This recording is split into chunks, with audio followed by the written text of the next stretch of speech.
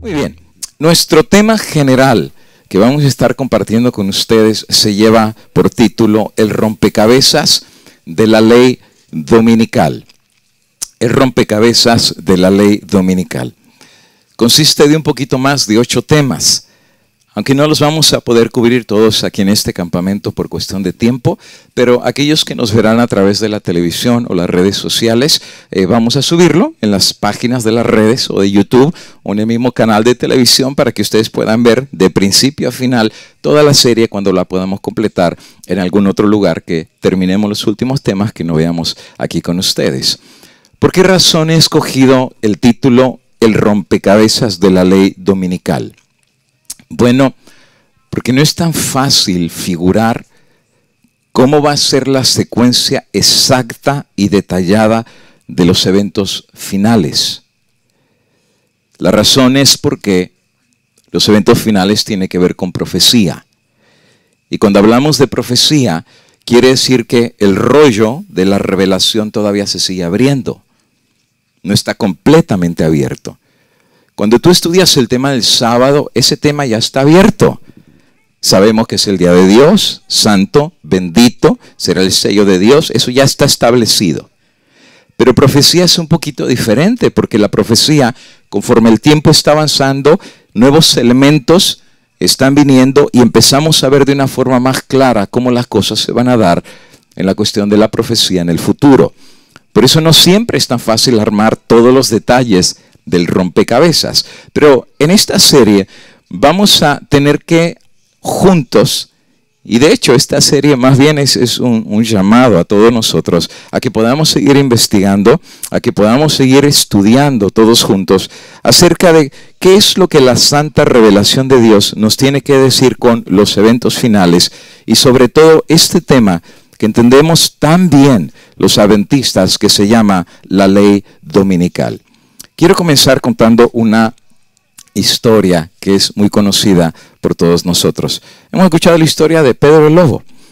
¿Recuerdan aquel niño que era pastorcito de ovejas? Resulta ser que él cuidaba sus ovejitas, pero un día el niño estaba tan aburrido que dijo, ¿qué voy a hacer? Estoy súper aburrido de mirar a las ovejas y de cuidarlas, ya me cansé. Y se le ocurre la brillante idea de inventarse una historia, y la historia que se inventa es que corre al pueblo y le dice a todos los del pueblo, vino el lobo y se está comiendo a las ovejas.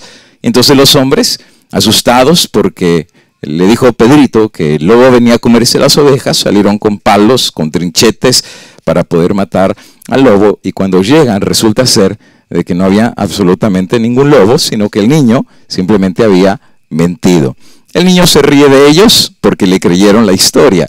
Entonces al otro día pasó exactamente lo mismo. Asustó a los hombres del pueblo diciendo, viene el lobo, y cuando vienen los hombres, el lobo no estaba ahí. Y eso se repitió por varios días y el niño parece ser que estaba súper feliz y entretenido porque lograba hacer que todos los del pueblo se alteraran y se asustaran con la falsa historia que le estaba inventando del lobo que venía a devorar a la presa de las ovejas. Un día algo sucedió. Ese día, en verdad, el lobo apareció y llegó. Y el muchacho se asustó, porque cuando ve al lobo, el niño no supo ni qué hacer y lleno de pánico y de miedo, el niño sale corriendo, va otra vez al pueblo y ahora sí a todo pulmón empieza a gritar, ¡vino el lobo! ¡Vino el lobo! Pero saben, ese día pasó algo muy interesante. La gente que por varios días había sido burlada y engañada, ese día tomó la decisión de no hacerle caso a Pedro. Claro, las veces anteriores había mentido y creyeron la mentira y fueron decepcionados. Pero en esta ocasión no estaba mintiendo, estaba diciendo la verdad. Y la gente no creyó. El resultado fue que realmente vino el lobo y se comió a las ovejas. ¿Por qué explico esta historia? Porque hay algunas personas que cuando estudian la profecía y ven que pasa algún evento, viene un terremoto de 9.1 y empiezan a gritar, viene el lobo. Y la gente se asusta y empiezan a sacar todas las citas del tiempo del fin, todos los textos bíblicos, el tiempo se ha cumplido y la gente en pánico empieza a desempolvar sus Biblias, el espíritu de profecía. pero resulta ser que no vino el lobo. Y la gente regresa otra vez incrédula porque alguien dijo que venía el lobo y el lobo no vino. O que sucede otra cuestión, espiritismo.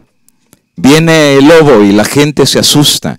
Y hay muchos que parece ser que de alguna manera piensan que la venida de Cristo será en relación a un suceso en particular.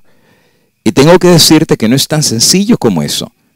No es tan fácil de decir que un terremoto es lo que ya nos va a decir que Cristo está a las mismas puertas. Es mucho más amplio que eso.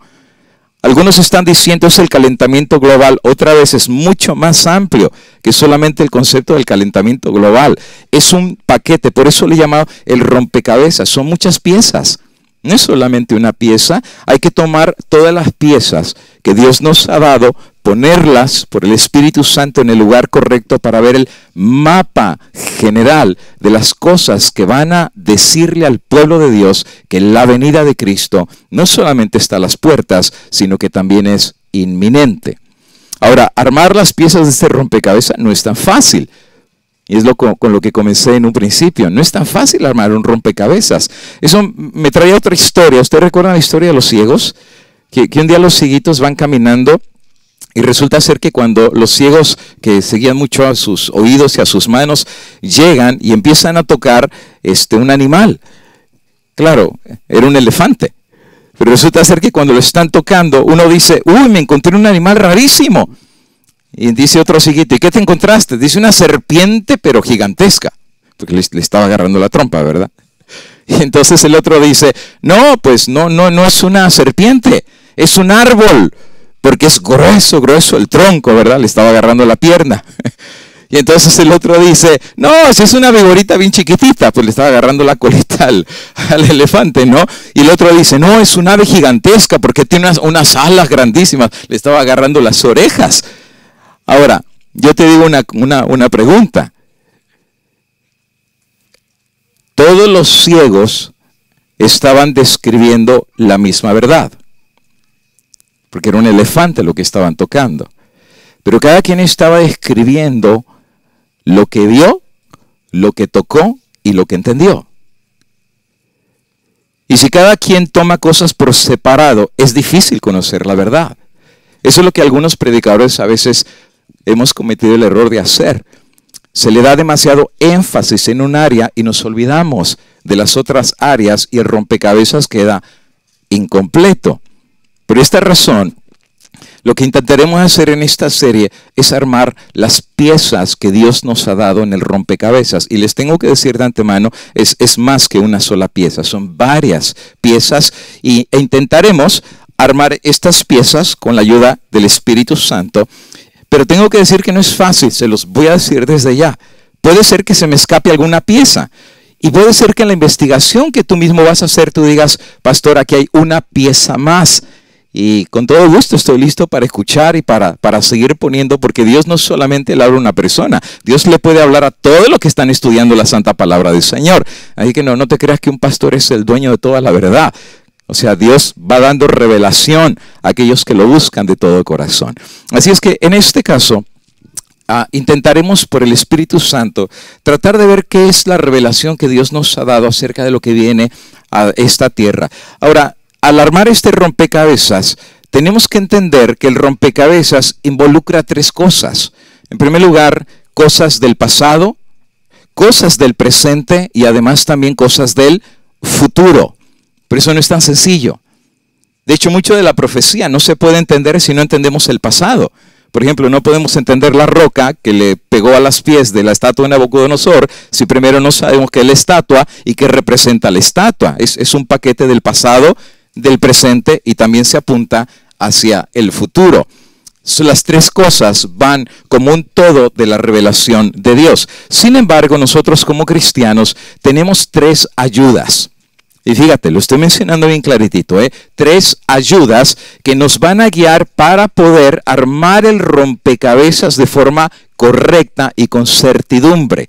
¿Cuáles son las tres cosas que nos van a ayudar a no poner la pieza en el lugar equivocado, sino a poner la pieza en donde tiene que ir en este rompecabezas? Bueno, ahí te van las tres cosas. Son de Dios, las tres, y Dios nos ha dado estas tres cosas. En primer lugar, tenemos la santa palabra de Dios que nos ha hablado ya en el pasado. Salmo capítulo 119, 105, dice el salmista David: lámpara es a mis pies tu palabra y lumbrera a mi camino. ¿Por qué es lumbrera mi camino? Bueno, porque obviamente ilumina lo que no se ve. ¿Y qué es lo que no se ve? Pues el futuro todavía no se ve completamente claro. La palabra de Dios ilumina, es luz en medio de la oscuridad y es lumbrera a nuestro camino y es luz a nuestros pies. Así es que tenemos la palabra de Dios que ya fue hablada en el pasado. Número 2, tenemos también la palabra de Dios que ha sido hablada para el futuro. Eso es lo que nosotros llamamos la profecía. Y la palabra profética tiene mucho que ver con cosas que todavía no han sucedido. Por ejemplo, el apóstol Pedro, y fíjate las conexiones, son muy interesantes cuando empiezas a conectar los versículos. Mira lo que Pedro dice de la palabra, pero no del pasado, sino del futuro. Tenemos también la palabra profética. ¿Y qué título le da Pedro? Más segura, a la cual hacéis bien en estar atentos, como a una antorcha. ¿De dónde se te vino esto? Lámpara es a mis pies tu palabra y lumbrera a mi camino. Esa palabra iluminó el pasado, esa palabra ilumina el presente, pero también esa palabra ilumina el futuro. Es una antorcha que alumbra otra vez en lugar oscuro, hasta que el día esclarece. Y esto es un punto muy importante de entender. La revelación es progresiva. Esto significa que Dios no te puede dar toda la luz de la revelación del rompecabezas, por así decir, de un de repente. Imagínate que el sol amaneciera de un de repente con la fuerza del mediodía a las 6 de la mañana. Cuando abres los ojos te quedas casi ciego. Y por más que el sol es bueno, el exceso de luz te puede cegar. Pregúntale al apóstol Pablo. Se quedó ciego y cuando viene Ananías y le pone las manos se le cayeron las escamas porque la luz fue tan grande que lo dejó ciego. La palabra del Señor y su revelación es progresiva. Dice ahí que de a poco va alumbrando hasta que el día esclarece. Entiéndase que cuando el día esclarece significa que es entendimiento. Significa que cuando tú ves viendo más luz, más comienzas a entender. Es lo que dice Daniel capítulo 11, 40 en adelante. Los entendidos entenderán. Pero entenderán porque ya entendieron el pasado, están entendiendo el presente y podrán entender lo que viene para el futuro. ¿Por qué? Porque ha sido progresiva la luz que Dios ha dado. Así es que tenemos la santa palabra de Dios que ya nos ha hablado en el pasado. La palabra del Señor que nos habla para el futuro. Es la palabra profética. ¿Y cuál es la tercera herramienta que Dios nos ha dado para entender lo que viene sobre este mundo? Bueno, tenemos la palabra hablada de Dios para su iglesia a través del don del espíritu de profecía. ¿De qué estoy hablando cuando hablo acerca del don del espíritu de profecía? De los escritos de la sierva del Señor, Elena de White. No tengo tiempo de explicar acerca de eso. Estoy haciendo una serie que tiene que ver con el don profético. Ya vamos a contestar todas las acusaciones de profecías que no se cumplieron, que la pedrada, todo eso lo vamos a contestar ahí. Hay que ni siquiera ahorita me voy a meter a hablar de eso. Pero la iglesia adventista ha considerado que el pueblo final que habrá de estar de pie para dar la bienvenida a Cristo Jesús, va a tener en su seno un verdadero profeta. Y no lo digo yo. Apocalipsis 12:17 dice: el dragón se llenó de ira contra la mujer, un símbolo de la iglesia verdadera, y se fue a hacer guerra contra el remanente, contra el resto de la descendencia de ella. ¿Y cuál es la característica de la iglesia que va a quedar antes de la venida de Cristo? Pues dice ahí: los que guardan los mandamientos de Dios y tienen el testimonio de Jesucristo. Quiere decir que en medio de esta iglesia o de esta mujer está el testimonio de Jesucristo. ¿Y qué es el testimonio de Jesucristo? Bueno, para el que le gusta marcar su Biblia, marque. La Biblia misma se explica. Apocalipsis 19:10. Me postré a sus pies, dice Juan, cuando baja el ángel y lo vio tan glorioso que lo quiso adorar. Y el ángel le dijo: mira que no lo hagas, porque yo soy consiervo tuyo y de tus hermanos que retienen el testimonio de Jesús. Adora a Dios, porque el testimonio de Jesús es el espíritu de la profecía. Quiere decir que Dios habría de levantar don profético en su iglesia antes de la segunda venida de Cristo. ¿Y para qué iba a levantar el don profético? Para alumbrar los pies del remanente del pueblo del Señor antes de la venida. Eso significa que íbamos a recibir revelaciones que no se dieron en el pasado. Por ejemplo, hay gente que dice, ¿y para qué queremos Elena de White si tenemos la Biblia? Bueno, ¿y para qué queremos el Nuevo Testamento si ya teníamos el Antiguo? O sea, ¿no era suficiente el Antiguo? ¿O acaso no dijo Cristo en San Juan 5:39, escudriñad las Escrituras, porque a vosotros os parece que en ellas tenéis la vida eterna y ellas son las que dan testimonio de mí? ¿Se puede tener vida eterna solo con las Escrituras del Antiguo Testamento? Por supuesto que sí. Jesucristo dijo, en ellas tenéis vida eterna. Y cuando Cristo está hablando, no se ha escrito absolutamente nada del Nuevo Testamento. Eso fue muchos años después. Entonces, ¿para qué el Nuevo Testamento? Porque la luz de la revelación de Dios va creciendo, va de gloria en gloria. Y la iglesia final iba a recibir nuevas revelaciones que iban a complementar el rompecabezas, o sea, la luz del conocimiento de la iglesia de Dios, especialmente en el tiempo del fin. Ahora, ¿qué es lo que viene para el futuro? No le voy a dar mucha vuelta al asunto. Voy a meterme a conceptos que son muy directitos, y la razón es porque no voy a hablar de los primeros rudimentos donde te voy a explicar todos los detalles. Ya voy a dar casi como asumido que muchos conceptos ya los comprendemos, ya los entendemos, ya los manejamos, y de esa manera me voy a poder explayar un poquito más rápido en todo lo que tengo que presentar. La Biblia nos dice que viene algo para el futuro. Viene la unión de 3 poderes, hasta podría decir 4 poderes, que estos poderes van a jugar un papel central en su rebelión contra Dios y contra su pueblo. Poderes que se van a unir en una abierta rebelión contra Dios y contra su pueblo. Y las piezas del rompecabezas de estos poderes que se van a levantar contra Dios aparecen, por supuesto, en la palabra profética del Señor. Apocalipsis capítulo 13 y el versículo 1 en adelante lo describe así.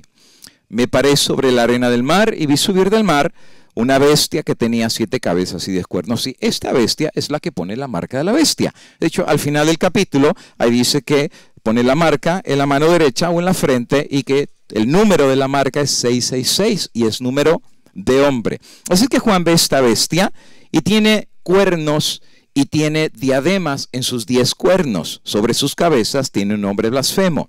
La bestia que vi era semejante a un leopardo, pies de oso, boca de león, y el dragón le dio su poder, su trono y grande autoridad.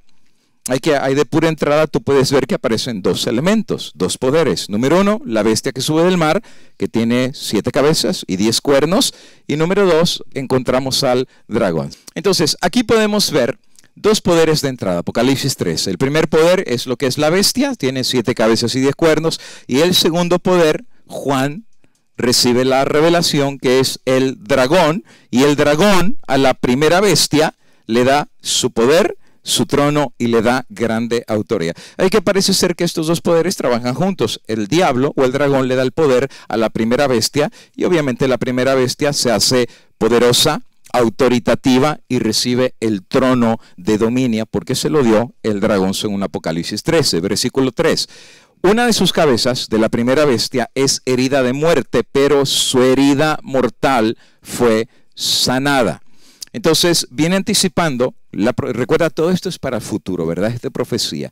Dice que una de estas cabezas habría de ser herida de muerte, o sea que casi se murió, pero de forma sobrenatural y milagrosa, la herida mortal fue sanada. ¿Qué significa que fue sanada?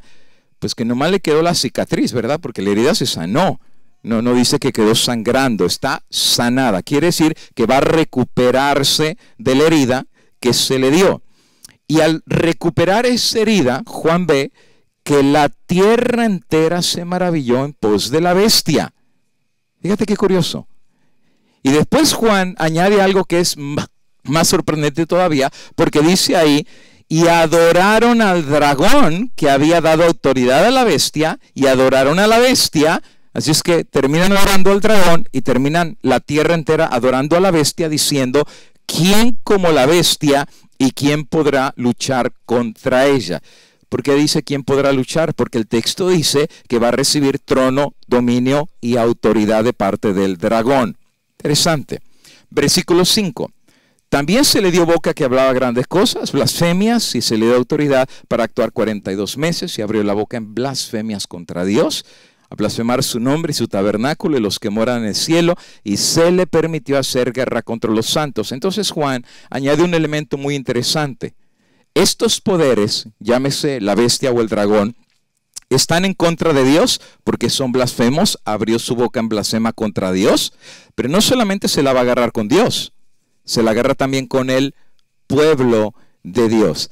Porque dice ahí que se le permite hacer guerra contra los santos y vencerlos. De alguna manera, Satanás o el dragón se va a aliar con un poder que se llama la bestia para agarrársela con Dios, pero también agarrársela con su pueblo. Y la Biblia dice que lo va a vencer al pueblo de Dios. Ahí dice.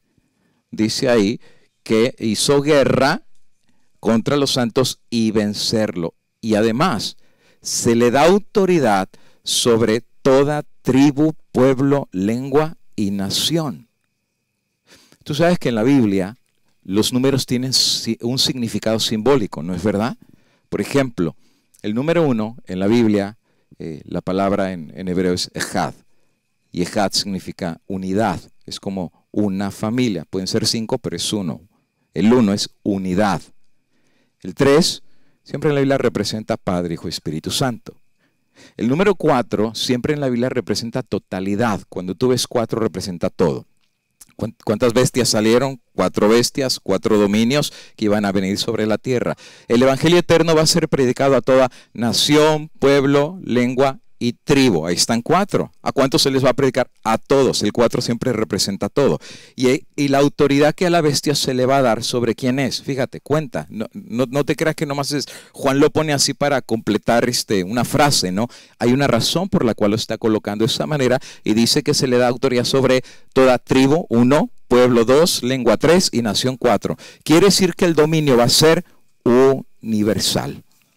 A nivel global, uno lee esto y uno dice, ¿esto cómo va a ser posible? ¿Sabes cuántas naciones hay en el mundo? ¿Y sabes cuántas diferencias de opiniones hay? ¿Y cuántas religiones hay a nivel mundial? Pero entonces, ¿cómo Apocalipsis puede decir que esta bestia habrá de tener un dominio gigantesco? Porque hay alguien atrás de la bestia.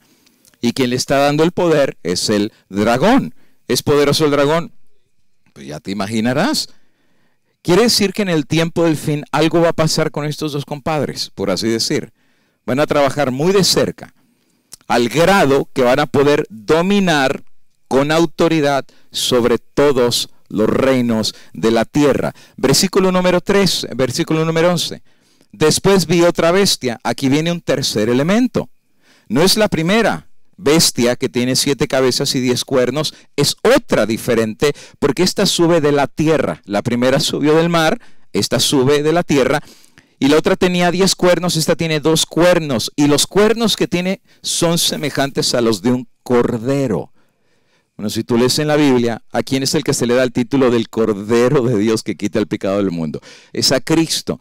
Da la idea que esta bestia es una bestia cristiana, tiene cuernos como de cordero, es pacífica, es un poder pacífico, pero algo le va a pasar a esta bestia, es una metamorfosis, es un cambio, ¿verdad? La oruga se transformó en mariposa, pero en este caso es al revés, la mariposa se transformó en oruga, porque dice aquí que la bestia, que era un cordero, terminó hablando como ¿quién? Entonces ya son 3 compadres. El dragón trabaja con la primera bestia, pero también trabaja con la segunda bestia. La pregunta es, ¿la segunda bestia también trabajará con la primera bestia?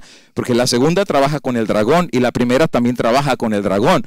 O sea que el dragón está asociado con estas 2 bestias porque termina hablando como dragón. Pero interesantemente dice que esta segunda bestia ejerce toda la autoridad de la primera bestia. Y si tú leíste el contexto, la primera bestia ejerció autoridad sobre toda la tierra. Nación, lengua y pueblo. Pues la segunda también ejerce toda la autoridad de la primera. Quiere decir que esta segunda bestia también va a tener un control a nivel a nivel mundial enfrente de la primera bestia. Por eso dice en presencia de ella. Quiere decir que la primera bestia está viendo y dice, that's okay. Porque si fueran enemigos, pues por cuestión de autoridad se hubiera metido en una guerra.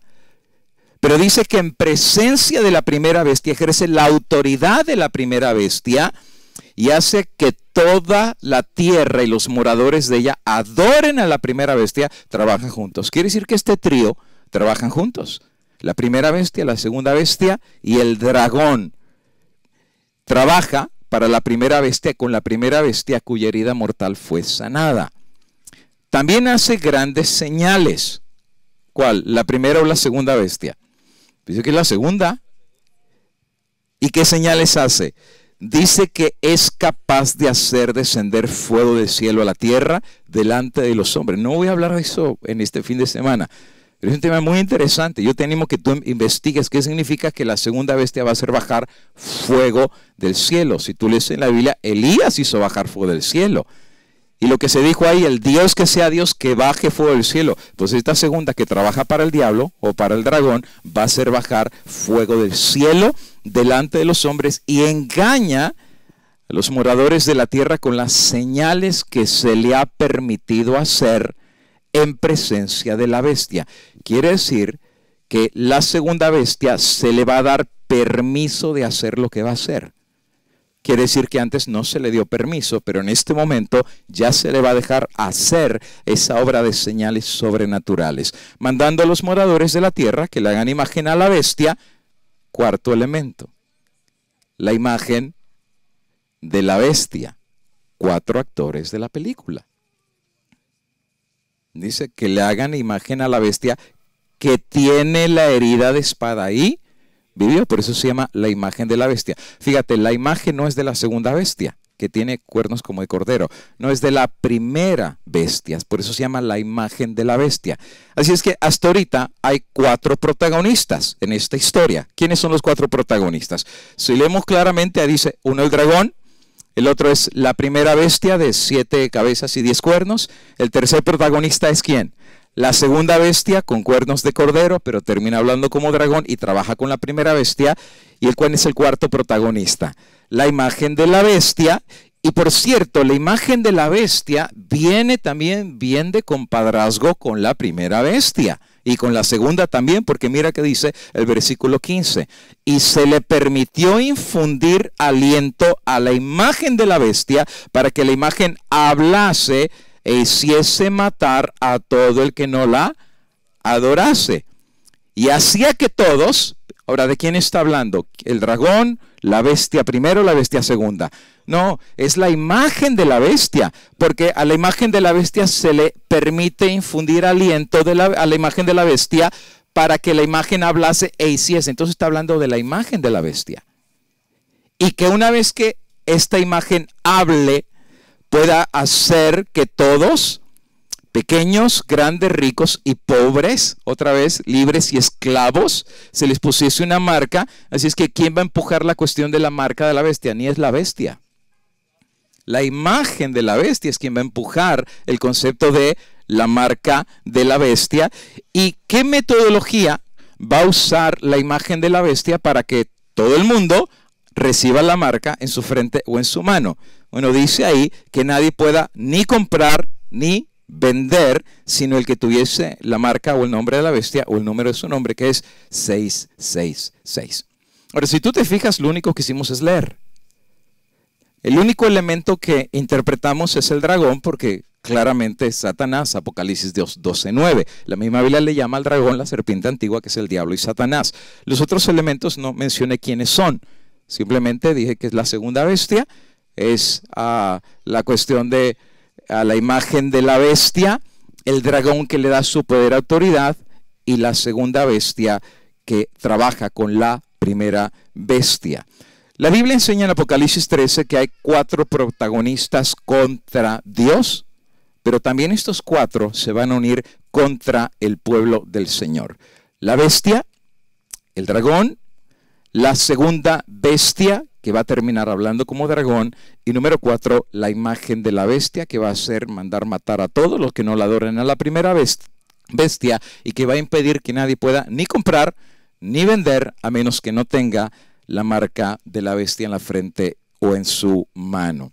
Ellos trabajarán juntos para establecer lo que aparentemente suena a un orden mundial.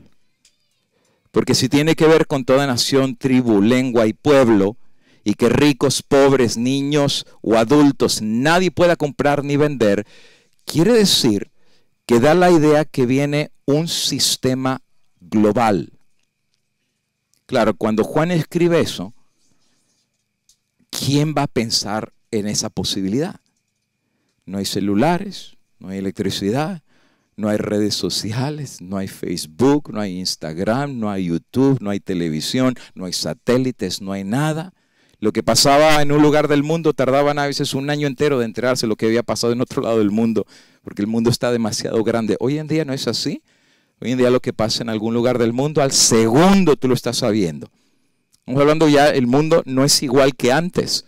El mundo en el que vivimos hoy en día es completamente diferente y parece ser que la palabra favorita de los últimos años es el concepto de la globalización. Un solo mundo, a pesar de que el mundo está demasiado grande, parece ser que viene la idea de un orden mundial que también tiene que ver no solo con la adoración, porque van a terminar adorando la primera bestia, sino con la cuestión económica. Nadie podrá comprar ni vender.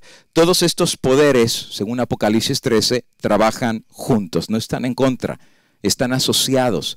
Es un equipo que trabaja con el dragón, que trabaja con la bestia, que trabaja con la segunda bestia y quieren establecer a nivel global un sistema de rebelión contra Dios y al final contra su pueblo. ¿De qué se trata este nuevo sistema globalizado que parece ser que anuncia el libro de Apocalipsis? Bueno, lo menciono de tres formas muy sencillas. En las últimas décadas se ha venido hablando de construir un sistema mundial que involucre tres cosas. Ahora, no es una nación ni dos que están hablando de eso, son muchísimas naciones, incluyendo comunistas, incluyendo los bloques comunistas, incluyendo el bloque occidental, incluyendo Centro y Sudamérica, África y prácticamente el mundo entero. Tienen ya décadas. Esto no comienza al día de hoy. Si tú piensas que la información que estamos dando hoy, el pastor trae algo nuevo que nadie sabía, hermano, esto está viejísimo. Desde que yo entré casi a la iglesia ya se empezaba a hablar acerca del nuevo orden mundial. Me recuerdo un libro que leí en aquellos días en donde el dinero no iba a existir, iban a hacer cuestión electrónica, todo eso. Se veía como pura ciencia ficción. Pero sabes que con el paso de los años cada vez se está más acuñando la idea de que están empujando a crear un sistema globalizado que involucre tres cosas. Número uno, la posibilidad de una única autoridad mundial. Dos, la posibilidad de una sola economía mundial. Y número tres, la posibilidad de una sola religión mundial. Ahora, todos estos por separado son piezas del rompecabezas. Se tiene que ver por separado para entender cuál es la mentalidad y la filosofía y qué es lo que la palabra de Dios tiene que decir acerca de eso. Nuestro tema de esta noche, y en el tiempo que me queda, lo voy a ver bien rapidito. Voy a hablar un poquito acerca del concepto del nuevo orden mundial, según presenta la idea de Apocalipsis capítulo número 13. Pero antes de hablar del futuro, de la idea de que todas las naciones ni puedan comprar ni vender a menos que no tengan la marca y adoren a la bestia y todo lo que hemos leído, recuérdate que tenemos tres elementos que mencionamos al principio. Tenemos la revelación de Dios en el pasado, tenemos la revelación de Dios para el presente y tenemos la revelación de Dios para el futuro. ¿Por qué explico eso? Porque si tú ves solamente el concepto del nuevo orden mundial en el futuro, te estás perdiendo piezas del rompecabezas. Esto es un paquete completo. Tienes que ver el pasado, tienes que ver el presente y ahora sí puedes entender el concepto del futuro. Si tú le quitas el pasado y el presente a este concepto, dejaste incompleto el rompecabezas. Para entender de qué se trata la idea de un nuevo orden mundial, hay que ver un poquito hacia el pasado. Y el pasado, según la palabra del Señor, nos indica que no es la primera vez que Satanás tiene la idea de crear un sistema globalizado en contra de Dios. Mira, por ejemplo, la Biblia dice que cuando Dios creó todas las cosas, el apóstol Pablo dice que Dios creó el universo con el poder de su palabra. ¿Cómo lo hizo? No tengo la más mínima idea. Simplemente la Biblia dice que de lo que no existe vino a la existencia. Y no solamente el mundo, el universo entero. Yo no lo puedo explicar. ¿Cómo algo que no es material puede transformarse en algo material? ¿Cómo el poder de Dios, qué tan grande es el poder de Dios que Dios dice sea la vegetación y vino a la vida? ¿Cómo la palabra de Dios dice que vinieran los animales del mar y los animales del campo y de la nada empezó a salir de la tierra animales y Dios lo formó? ¿Qué poder tiene Dios que sustenta las galaxias enteras? ¿Saben ustedes que Dios es más grande que su propia creación? Y si el universo es gigantesco, ¿cuán grande es Dios? Y no solamente cuán grande es Dios, cuán poderoso es Dios. Estamos hablando que Dios está fuera de nuestro alcance. Aquel que quiere entender a Dios se va a volver literalmente loco. ¿Quién puede entender la mente de Dios? Es como la historia de aquel filósofo que no entendía a Dios y se volvió ateo porque no lo entendía. Y entonces va caminando por la playa, ve un chiquillo que está haciendo un hoyito y corre con una cubetita y agarra agua del mar y lo pone en el hoyito y corre, agarra agua y lo pone en el hoyito y se le quedó viendo un ratito y le dice, oye, chiquillo, ¿qué estás haciendo? Y dice, muy fácil, señor, ¿usted ve todo ese mar? Y dice, sí, lo voy a meter en mi hoyito. Y entonces dice el filósofo, pues es lo que yo estoy tratando de hacer. Quiero meter la grandeza de Dios en este hoyito tan chiquito que es mi mente. ¿Quién va a entender los caminos tan poderosos de Dios? Imagínate que Dios te explique cómo la antimateria crea materia. Nos quedamos viendo así con cara de what, ¿qué dijo? No le entenderíamos nada. Por esa razón hasta Cristo hablaba en parábolas y aún así no le entendían. Y entonces Jesús dice, si yo les hablara el lenguaje de Canaán, menos me entenderían. Por eso Dios es Dios. Dios está encima de su creación. Es más, Dios es tan grande que es omnipotente, omnisapiente, que quiere decir que todo lo sabe. Es más, te voy a decir algo que a lo mejor te va a agarrar en sorpresa, pero ¿tú sabías que el tiempo ni siquiera existe para Dios? Pasado, presente y futuro, eso no existe para Dios. Para nosotros sí, porque tuvimos un inicio y un final, pero Dios ni tiene inicio ni tiene final. Es más, ¿tú sabes que Dios en este mismo momento puede estar en el pasado cuando Adán y Eva cayeron? Dios puede estar en el fin del conflicto en este momento si Él quiere. ¿O cómo crees que Juan escribió en Apocalipsis? Y yo, Juan, vi la nueva Jerusalén descender. ¿Ya descendió la nueva Jerusalén? ¿Y cómo la vio? Porque Dios ya estuvo ahí. Ni siquiera tú habías nacido y Dios ya te conocía. Ni tus padres habían nacido, ni los abuelos de tus abuelos habían nacido. Y Dios ya los conocía a todos ellos. Los días de su vida, cuántos hijos iban a tener. Los cabellos de su cabeza ya los tenía contados. Los días de su vida. Ese es Dios. De hecho, cuando el libro de Isaías habla acerca de Dios en el capítulo 9 y dice ahí, será llamado su nombre Emmanuel, Dios fuerte, Padre eterno. De hecho, esa palabra está mal traducida. La palabra correcta es el Padre del tiempo. Él está encima del tiempo y no está limitado en del tiempo, porque Él no tiene ni principio ni tampoco tiene fin. Ha existido desde los días de la eternidad y tírate ese trompo a la uña a ver si lo entiendes.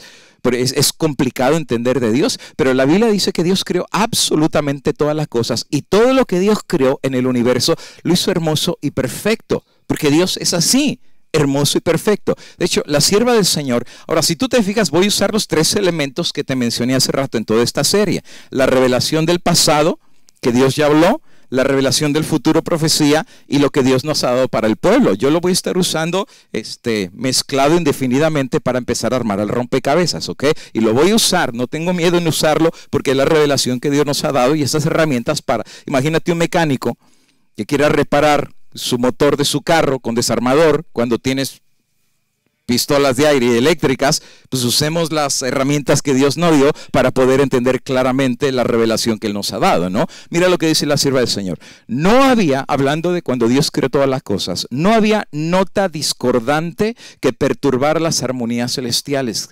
Oye, ese es un poema, ¿eh? Es como que Dios está dirigiendo la orquesta. Y tú sabes que el que dirige la orquesta, cuando alguien canta feo, rápido se da cuenta. Dice, a ver, todos están cantando bonito, pero hay uno por ahí atrás que tiene un oído calibrado, que luego sabe el que está con la nota medio mal, ¿no? Y sabes que todos pueden estar cantando bonito, pero con uno que cante mal, ya se oye feo. Pero resulta ser que uno canta feo. Pero no es porque Dios lo creó cantando feo. Dice que hubo uno que pervirtió el estado de felicidad y la libertad que Dios había otorgado a sus criaturas. Y el pecado se originó en aquel que después de Cristo había sido el más honrado por Dios y era el más exaltado en poder y en gloria entre los habitantes del cielo. El nombre de él, Lucifer. Ahora, el nombre Lucifer no es feo, es hermoso. De hecho, la palabra en hebreo se dice Helel y significa portador de luz, el que lleva la luz. Por eso él brillaba. De hecho, la Biblia dice que Dios le hizo un manto, así como Jacob se lo hizo a José de colores, pues Dios le hizo un manto a Luzbel, lo llenó de piedras preciosas. Así es que cuando él volaba, imagínate la luz que salía de él con el prisma de las esmeraldas, del rubí, del zafiro. Eso era algo hermosísimo, un ser maravilloso. Después de Cristo, era el más hermoso y era el más poderoso que Dios había hecho, pero el pecado se engendró en él. ¿Podemos explicar el pecado? Absolutamente no, ese es un misterio. La Biblia enseña de dos misterios, el misterio de la piedad y otro el misterio de la iniquidad. Ninguno de los dos se puede explicar. ¿Cómo lo perfecto que Dios creó pudo haber encontrado pecado en lo perfecto que Dios hizo? Hay gente que dice, ¿por qué Dios hizo al diablo? Dios no hizo al diablo, Él se hizo diablo. ¿Y cómo se hizo diablo si era perfecto? Es un misterio. Es un misterio. Es como, por ejemplo, tú tienes tus hijos y desde chiquitos los has alimentado, ¿no es verdad? Y te acuerdas que le diste su primera comidita y recuerdas que les cambiaste su primer pañal y los llevaste por primera vez a la escuela y recuerdas que le compraste sus primeros zapatos y que cuando estuvieron enfermos con fiebre toda la noche te quedaste cuidándolos y los bañaste y lloraste con ellos. ¿Tú te recuerdas todo eso? ¿Y quién iba a decir que cuando se hicieran adolescentes hasta te iban a gritar y faltar al respeto? ¿Quién preveía eso? Que la mano que te alimentó iba a terminar mordiéndote la mano. ¿Por qué el diablo se rebeló? Si tenía todo. Era el más exaltado de todos los querubines. De hecho, Ezequiel cuando habla de él, dice que era perfecto en todos sus caminos. Todo lo que él hacía era hermoso, era perfecto. Aún la sierva del Señor dice que él dirigía el coro celestial. Todo lo que él hacía lo hacía excelentemente bien. Pero Dios leyó el corazón de él. Y mira lo que Dios le reveló a Isaías del pasado. ¿Okay? Porque Dios conoce qué es lo que sucedió y nos abre la puerta del pasado para que entendamos cómo comenzó esto. Y dice en Isaías 14, tú has dicho en tu corazón, subiré al cielo en lo alto hasta las estrellas de Dios. Y en la Biblia las estrellas de Dios son los ángeles. Tú sabes que en el cielo hay un lugar alto, ¿no es verdad? Se llama el Monte del Testimonio o se llama el Monte Sión. Y sabes que está en el Monte Sión, la casa de Dios, está el templo. Y sabes que está dentro del templo el trono de Dios. Desde ahí Dios rige el universo entero. Pues este quería subir ahí, a ese lugar. Porque él ya estaba arriba. Él ya estaba en lo alto, pero cuando está hablando de lo alto, quiere llegar a un lugar específico. Y él tenía una intención. Y la intención de él era llegar a ser semejante al Altísimo. Mira, la verdad, se volvió loco. Es como la hormiga queriendo ser elefante. O sea, se volvió loco. O sea, como una criatura quiere llegar a ser igual al creador que creó el universo entero. ¿De dónde? Es como dirían por ahí en mi país, ¿verdad? ¿Qué mosca le picó? O sea, ¿qué le dio a este ser de llegar a pensar que él podía llegar a ser semejante al Altísimo? Ahora, él iba serio, ¿eh? Si tú lees el libro de Ezequiel, dice que él pondría su trono junto al trono de Dios, hasta tenía trono. Yo me imagino que ya todos los días lo estaba tallando y diciendo, cuando lo ponga junto al trono de Dios, ¿verdad? Se volvió loco. Y el resultado es que obviamente Dios no lo va a dejar poner su trono. ¿Por qué? Porque ya el trono estaba ocupado y ya había un trono alto y sublime. Y Dios no lo va a dejar sentar ahí porque el único que se puede sentar ahí es el mismo Creador. De hecho, Elena de Guay explica que él le tenía celos a Cristo porque Cristo entraba directamente al trono de Dios. Y entraba y salía como en su casa, pero él no podía entrar, él solo cubría la gloria del Señor. Y empezó a tener celos, decir, yo ¿por qué no soy como él? Pues porque no era como él. El nombre de él era Luzbel, portador de luz, pero Cristo no era portador de luz, Cristo era la luz. Él era la luz verdadera, Él recibió la vida porque Él fue creado. Cristo no recibió la vida, Él es la vida. Y puede darle la vida a quien Él quiera. El que cree en mí, dijo Cristo, aunque esté muerto vivirá. Yo lo resucitaré en el día final. A ver, ¿a quién puede resucitar a Él? Se volvió loco, él pensó que tenía los atributos de Dios y no tenía los atributos de Dios. Todo lo que él recibió, lo recibió de Dios. Y sabes que su locura fue tan grande, todo eso lo revela las Sagradas Escrituras, que él dio un golpe de estado en el cielo. Así como te lo digo, es un golpe de estado. Si no me pones por la buena, pues por la mala yo pongo mi trono. Y se convenció una tercera parte de los ángeles leales de Dios, les cambió su lealtad y los hizo rebelarse en contra de Dios. Mira cómo lo presenta el libro de Apocalipsis. Pero Apocalipsis capítulo 12 no es una visión del futuro, es una revelación del pasado. ¿Por qué es importante esto? Otra vez, tú no puedes agarrar, la marca de la... si no entiendes estos conceptos. Este problema del pecado y de la rebelión con Dios ni siquiera empezó aquí en la tierra, empezó hace muchísimo tiempo. De hecho, ni siquiera dice la Biblia cuándo. La Biblia no da tiempo. Imagino que en los días de hace muchísimos milenios, un día Él se rebeló y finalmente dice que estalló una guerra en el cielo. ¿Sabes cuánto miden los ángeles? Más de 4 metros. Imagínate tú millones de ángeles peleando en el cielo. Tú sabes que los ángeles tienen espadas, ¿no? ¿Recuerdas los querubines con espadas desenvainadas? ¿Cómo habrá sido eso? Juan lo vio, porque Dios se lo reveló. Esa es la característica de los profetas. Dios les puede revelar el pasado, Dios les puede revelar el presente, Dios les puede revelar el futuro. Y a veces muchos profetas que ven cosas que Dios les revela no las entienden. Por ejemplo, ¿recuerdas la profecía de Daniel 8?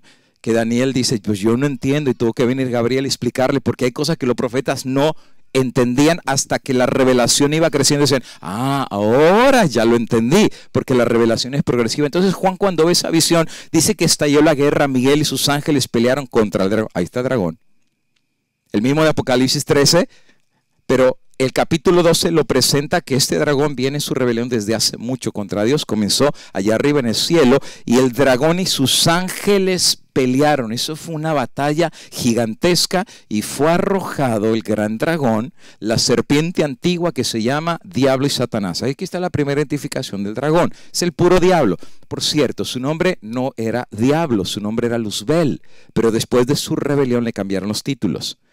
Serpiente, príncipe de las tinieblas, diablo, que significa rebelde, porque se rebeló en contra de Dios, y fue arrojado. ¿A dónde fue arrojado? A la tierra. Y no fue arrojado solo. ¿Cuántos andan acá? La tercera parte. ¿Y cuántos son la tercera parte de los que se rebelaron? ¿Cómo cuántos será? ¿1000, 2000, 5000? No, amigos y hermanos, estamos hablando de millones de millones. Ahora, el día de hoy no es clase de angeología, que es algo hermoso. Tú métete a estudiar la Biblia, lo que la Biblia enseña de los ángeles, es algo increíble. Hay una serie que prediqué el año pasado que se llama Señales Mentirosas, y ahí explico un poco del concepto de la angeología, lo que los ángeles son capaces de hacer. Los ángeles son seres espirituales, porque Dios es espíritu. Los ángeles también, sus ministros son llama de fuego, son seres espirituales. Como seres espirituales pueden hacer cosas sobrenaturales. Claro, sobrenaturales para nosotros, porque nosotros no lo podemos hacer.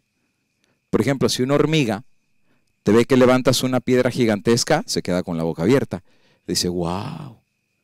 Dice, yo nunca podría levantar. Pero para ti eso es algo sobrenatural. Pues, es normal. Para los ángeles, hacer lo que ellos hacen no es sobrenatural. Para ellos es normal, porque ellos así fueron creados. Por ejemplo, ellos tienen poder sobre la materia. ¿Tú sabías eso?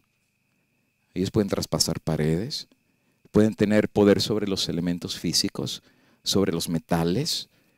Son más fuertes que los animales, que todos. ¿Recuerdas cuando estaba Daniel en el foso de los leones y Dios mandó su ángel y qué pasó? Ni lo tocaron. Son más fuertes que cualquier animal. De hecho, una vez bajó un ángel en Daniel capítulo 10 y dice que vino con toda su gloria y casi mató a Daniel. Dice que cayó con el rostro a la tierra y el ángel lo levantó. Y solo vio su gloria. Imagínate que sería ver a Dios. Son muy poderosos, pero también tienen una característica muy curiosa. Pueden tomar cuerpo físico. ¿Cómo le hacen? No sé. Pero la Biblia explica que sí pueden tomar cuerpo físico. ¿Recuerda cuando van los tres seres para destruir a Sodoma y Gomorra? Y uno se queda con Abraham. Y finalmente le dice que los dos que van para allá van a destruir a Sodoma y Gomorra. Y dice, no, pero mi sobrino está ahí. Y si hay 50, y empieza a tratar de convencerlo. Y llega hasta 10 y dice, si hay 10 no la destruyo. Pero si tú lees lo que dice Génesis, Abraham les dio de comer y comieron. ¿Y cómo comieron? Si son espíritus, porque pueden tomar cuerpo. Ahora, esto es importante que lo entendamos porque mañana les voy a hablar acerca de esto, de una pieza de rompecabezas. Porque hay una profecía que ha sido revelada de cosas que van a hacer los ángeles diabólicos antes de la venida de Cristo. Y mañana lo vamos a ver. Es otra pieza que vamos a poder y te vas a quedar muy sorprendido. Y el diablo al remanente se la tiene guardada. Y mañana tú vas a saber lo que le tiene guardado el pueblo remanente, es que es una pieza súper importante, pero para eso hay que entender quiénes son ellos. Son poderosísimos, son demasiados. Una vez un matemático hizo la cuenta y más o menos dijo que a cada ser humano nos tocan de 3,000 demonios por persona. No me sorprende, una vez Cristo se encontró un endemoniado y le dijo, ¿cómo te llamas? ¿Y qué le dijo? Le dijo, me llamo porque somos muchos. Y era de 1,000 a 3,000 soldados romanos una legión. Y todos estaban metidos dentro de un ser humano. Por eso Pablo dice en Efesios capítulo 6 que no tenemos lucha contra carne y sangre, sino contra huestes. ¿Y qué son huestes? Son demasiados. La pregunta es, si son demasiados, ¿por qué no nos han matado? Son poderosísimos, ¿no te parece? Porque no nos ha matado. Hay una sola razón, porque la sangre de Cristo nos protege. Y Apocalipsis capítulo 7 dice que hay 4 ángeles que están, ¿qué? Deteniendo los vientos. Claro, otra vez el número 4, ¿verdad? Apostado en los 4 puntos cardenales. ¿Son literales esos 4 ángeles? No, no son literales, es un símbolo. Es la obra de todos los ángeles de Dios protegiendo al mundo. ¿Por qué razón? Porque si no, hermanos, ya hubiéramos entrado en la Tercera Guerra Mundial hace un montón. Y tú sabes que en los últimos días, si no es con Siria, ahorita están atacando allá a Siria, y si no es con Irán, y si no es con Venezuela, y si no es con China, y si no es con Rusia, hermanos, estamos al borde del colapso. Mañana vamos a estudiar acerca de eso, porque son las piezas del rompecabezas. Ellos están aquí. Y no vienen como amigos, vienen como enemigos. El apóstol Pedro dice que viene como león rugiente. Cuando Cristo vio la caída de Satanás, decía en Lucas 10:18, yo veía a Satanás caer del cielo como un rayo. Lo sacaron, le quitaron el pasaporte, le quitaron la residencia, le quitaron la visa, le dijeron no puede regresar. Ya no pudo regresar, lo sacaron. ¿Por qué crees que la ciudad tiene murallas? ¿Y por qué crees que las murallas tienen puertas? ¿Y para qué son las puertas? O para sacar o para meter, pero en el caso de lo sacaron. Por eso fue arrojado y no viene contento, viene odiando a Dios como tú no tienes idea. Pero no solamente viene odiando a Dios, viene odiando a sus criaturas. Por esa razón Él se goza atacando y destruyendo a los hijos de Dios. Si tú tienes un enemigo, ¿sabes cuál es la mejor manera de hacerle daño? No destruyendo al enemigo, destruyendo a los hijos de tu enemigo. Con eso tú lo destruyes a él. El diablo lo sabe. Y el diablo se le ha agarrado contra el pueblo de Dios según el registro de la Biblia. Y de haber sido un ángel de luz, una luz bella, se transformó en lo que hoy en día conocemos como diablo. ¿Creó Dios al diablo? No.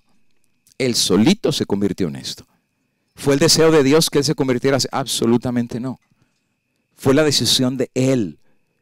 Además, si tú lees la historia de la redención, la misma sierva del Señor dice que Dios intentó cambiar su forma de pensar. Que el mismo Cristo lo fue a buscar. Y que él hasta dijo, sí, yo estoy mal, pero otra vez la rebelión le entró y finalmente dio un golpe de estado y las cosas no le salieron bien. Ahora, esto es una revelación del pasado. Esta es una revelación de los orígenes de la rebelión. Pero la historia bíblica no queda ahí. También Dios nos da una revelación del origen del pecado, ya no solamente en el cielo, sino también en la tierra. De una forma súper clara, la Biblia enseña que cuando Dios creó este mundo, también lo creó completamente perfecto. Tú lo puedes leer, primeros 6 días, todo lo que Dios hacía era bueno en gran manera. Animales, plantas, los animales de las aguas, el cielo, todo lo que Dios hizo era bueno en gran manera. Y cuando Dios crea al hombre, también lo hizo bueno en gran manera. Es más, lo hizo conforme a su imagen y semejanza. Lo hizo hermoso y perfecto. Pero ¿saben qué es lo que pasó? La Biblia también nos explica que otra vez dos seres hermosos y perfectos tomaron la decisión de rebelarse en contra de Dios y se hicieron aliados del enemigo. Es increíble, tú lees la historia, fueron expulsados del paraíso. ¿Y por qué Dios los expulsó? Porque si comían del árbol de la vida, se iban a ser rebeldes eternos. Es que dijo, mejor que no extienda su mano, y los sacaron, y entonces Dios les da el plan de la redención, porque esto es lo hermoso de Dios. Y sabes, cuando uno lee todas estas cosas, uno empieza a conocer a Dios. ¿No le hubiera sido más fácil a Dios destruir al diablo y todos los ángeles y hacer nuevos? ¿No le hubiera sido más fácil a Dios destruirlos a ellos y volver a ser un nuevo Adán y una nueva Eva? ¿Para qué mandar a morir a su hijo? ¿No era más fácil crear un planeta mejor y que no fuera rebelde? ¿Para qué mandar a tu propio hijo para que muera por malos, rebeldes y pecadores? La Biblia dice que en esto consiste el amor de Dios. Esta es la gracia de Dios. No en que tú lo amaste, sino en que Él te amó a ti primero. Quiere decir que si alguno algún día se va a salvar y va a ir a la vida eterna, no es porque tú fuiste bueno, sino es porque Él es bueno. Alabado sea su nombre. Eso es lo que dice la Escritura. No es la oveja el que busca al pastor, es el pastor el que siempre busca a la oveja y la cura y la lleva de regreso a casa, y dejó a las 99, vino a este mundo oscuro para buscar a aquellos que se habían rebelado en contra de Dios. Matamos a su hijo en la cruz del Calvario. El rico se hizo pobre para que el pobre se hiciera rico. El sano se enfermó de llagas podridas para que los podridos hubiéramos sido sanos en él. El muerto recibió la vida de él para que el que era la vida recibiera la muerte nuestra. ¿Sabes? Más de 50 cosas pasaron en la cruz. ¿No le hubiera sido más fácil a Dios hacer un nuevo mundo para que su hijo no pasara lo que pasó? Pero la Biblia dice, de tal manera amó Dios al mundo. Y sabes, cuando yo leo ese texto, simplemente yo puedo entender que hay un amor de parte de Dios por nosotros que yo creo que en este lado de la eternidad nunca lo vamos a entender. Y saben que si hay alguna pregunta que yo nunca me he podido contestar, la otra vez tuvimos un culto con mis niñas en la casa. Y me recuerdo que mi niña más chiquita me dijo, papi, si tú tuvieras a Dios enfrente de ti y le pudieras hacer una pregunta, ¿qué pregunta le harías? Yo le digo, eso está fácil, yo sé qué pregunta le haría. ¿Y qué le preguntarías? ¿Cómo comenzó el universo? No. Yo lo que le preguntaría a Dios es, ¿por qué me amó? ¿Qué me vio de bueno para amarme? Porque hasta ahorita yo no tengo respuesta. Porque lo único que yo veo en mí es maldad, rebelión y pecado. Y aún así me ama. No comprendo su amor.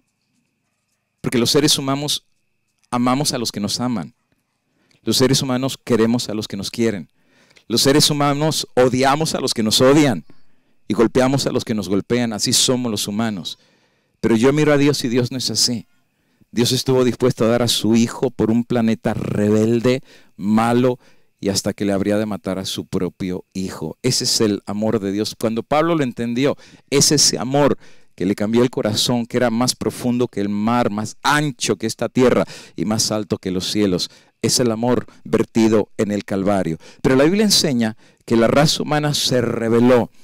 Y a partir de ese entonces Satanás llevó los reinos de esta tierra a la rebelión. No solamente rebeló a Adán y Eva, los reinos de la tierra se rebelaron en contra de Dios. ¿Y cómo lo sé eso? Porque cuando vino la tentación a Cristo, tú recuerdas, ¿verdad? Vino el diablo y le hace 3 tentaciones. Mira lo que dice en Lucas 4:5 en adelante. Le llevó el diablo a un monte alto y le mostró en un momento todos los reinos de la tierra. ¿Cuántos reinos les mostró? Todos. Y le dijo el diablo, a ti daré esta potestad y la gloria de ellos, de todos los reinos, porque a mí me ha sido entregada y a quien quiero se lo doy. Ahora Cristo le dijo, mentirosos no son tuyos. Cristo no lo contradijo. Porque desde el principio el diablo ha sabido engañar a todas las naciones para rebelarse contra Dios, sean los mayas, toltecas, chichimecas, mediterráneos, babilónicos, medopersas, egipcios. Tú dime cuál nación no engañó el diablo. De hecho, si tú lees lo que dice el Espíritu Profecía, desde el principio hubo 2 grupos que se separaron. Es más, tú lee, Caín cuando se fue, formó una estirpe rebelde contra Dios. Y los descendientes de Set ni siquiera vivían en los valles. ¿Sabes dónde vivían ellos? En las montañas, para no mezclarse. Desde el principio.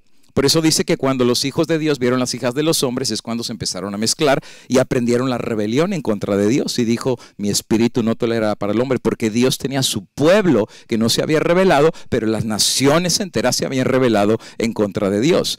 La intención del diablo desde aquel entonces era muy simple. Te daré todos los reinos si postrado me adorases. El diablo en esta tentación quería la adoración del Hijo de Dios. No nos suena raro porque ya leímos el pasado. El diablo tenía un trono, quería ponerlo junto al trono de Dios, quería ser semejante al Altísimo, pero ¿qué era lo que estaba buscando? No más sentarse en el trono y que le sacaran fotos para Facebook.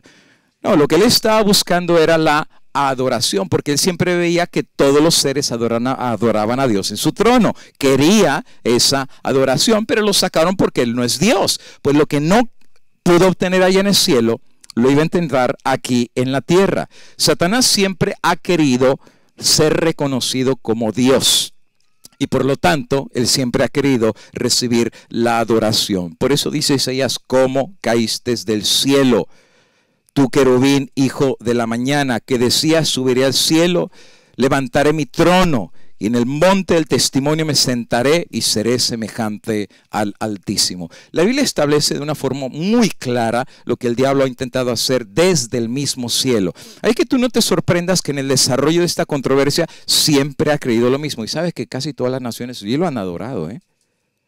Todos los grupos de brujería, hechicería, magia negra, grupos secretos, ocultismo, han terminado adorándolo a él. Hay gente que vende su alma al diablo para adorarlo. Y el diablo les da dinero, riquezas y les da de todo. Pero nada viene gratis. Terminan adorando al Dios de este mundo. En vez de adorar al Creador, terminan adorando al mismo enemigo de Dios. Desde la caída de los hombres, los reinos de este mundo han sido usados por Satanás para rebelarse contra Dios. Y aún la Biblia presenta la unión de estos reinos para una rebelión global en contra de Dios. Lo que hizo con la tercera parte en el cielo, pues ahora lo quiere hacer a nivel global de sus criaturas contra Dios. Mira, por ejemplo, Génesis capítulo número 10 presenta, capítulo 10, que al principio, desde un tiempo muy temprano de la creación del hombre, después del diluvio, se levantó uno que intentó formar un reino de una rebelión en contra de Dios. Lo presenta así: Cus, padre de Nimrod, y fue el primero que llegó a ser poderoso en la tierra, vigoroso cazador ante el Eterno, y por eso se dice Nimrod, vigoroso cazador ante el Eterno. Y fíjate, los primeros centros de su reino, interesante, no está siendo una ciudad, está siendo un reino, fueron algunas ciudades. ¿Y cuál es la primera? Babel. Ahí está el fundador de Babilonia. De hecho, la palabra Babel significa confusión. Y tú, si sigues leyendo la historia, vas a entender de qué se trata ahí. Dios confundió su lenguaje. Pero comenzó con Babel, Erec, Akkad y Calne. Ahí van 4 en la tierra de Sinar. De ahí salió para Siria y edificó a Nínive, sí, la que Dios iba a destruir. Rehoboth y Cala. Ya van 8. Y entre Nínive y Cala, la gran ciudad de Resén. ¿Está haciendo un montón de ciudades? ¿Por qué crees que estaba haciendo la torre de Babel? Porque él quería poner su trono hasta allá arriba y ser adorado. Lee lo que dice Patriarcas y Profetas. No te lo voy a leer ahorita, pero es increíble lo que quería hacer. De hecho, precisamente antes del diluvio cayó un trueno para derribar la parte de arriba de la torre de Babel. Y de hecho, Elena de White dice que hasta se hacían sacrificios humanos en la parte de arriba de la torre. Es interesante.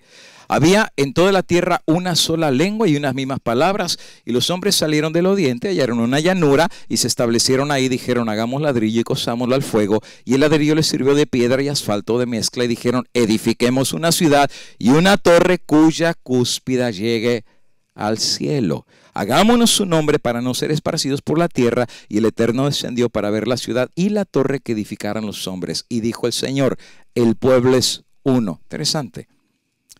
¿Y cuál pueblo? Todos los reinos que él había juntado. O sea, los logró unificar. El pueblo es uno y todos tienen un mismo lenguaje. Han empezado la obra y nada los hará desistir de lo que han pensado hacer. Así que Dios sabía la intención de lo que ellos estaban haciendo bajo el mandato de Nimrod. Y mira cómo Dios, y sabes, cuando uno lee la historia, uno ve que Dios a veces hace las cosas hasta simpáticas, ¿no? Porque en este caso dice que Él va a descender y va a parar ese esfuerzo que están haciendo de rebelión contra Dios, confundiendo su lenguaje para que ninguno entienda el habla de su compañero. Y ahí es donde nacen todas las lenguas que hoy en día conocemos, cientos y cientos. Y ahora imagínate, antes todo el mundo habla la misma lengua, y de repente los que están construyendo, uno empieza a hablar en chino, y otro empieza a hablar en mandarín, y otro en cantonés, y el otro en italiano, y el otro en francés, y el otro en español, y el otro en náhuatl, y el otro en inglés, y el otro en portugués, y no se entienden nada. Yo me recuerdo cuando era joven y hacíamos sociales en la iglesia, jugábamos al juego del zoológico, no sé si alguna vez lo jugaron. Dividíamos por equipos, ¿verdad? Un equipo acá y el otro acá. Y decían el capitán, tú eres león y tú eres gallina y tú eres esto y lo otro. Y el otro le ponía los mismos nombres allá, ¿verdad? Y cuando decían 1, 2, 3, solo tenían que hacer los sonidos de los animales y el que se encontraba se sentaba, ¿no? Eso era una Babilonia. No se entendía nada. Uno venía diciendo, wow, wow. Y el otro decía, miau, miau. No, entonces no es, ¿no? Lo mismo pasó ahí, ¿verdad? Uno le decía, dame un ladrillo. Y el otro decía, what are you talking about? I don't understand what you're saying. No se entendía nada y la obra se paró. Eso fue muy obvio, ¿no? Los que se entendían empezaron a formar sus comunidades. Y de ahí Dios los esparce por todos lados. Y de ahí nacen las culturas y las naciones. Dejaron de edificar la ciudad, por eso fue llamado Babel, porque eso fue una confusión. Y de ahí el Señor confundió el lenguaje de la tierra y los esparció por toda la tierra. ¿Y qué pasó de su plan de unificarse y rebelarse? Dios lo tumbó. ¿Y por qué Dios lo tumbó? Porque les dividió las lenguas, las confundió y ya no pudieron seguir adelante. Ahora, ¿qué de malo tenía ser un reino y muchas ciudades? Que es lo que estaba haciendo Nimrod. Bueno, el asunto es que Dios nunca pidió ni que se hiciera un reino ni ciudades. El plan de Dios en un Génesis es que la raza humana fructificara y se multiplicara y llenaran la tierra. Quiere decir que se tenían que dividir por todos lados.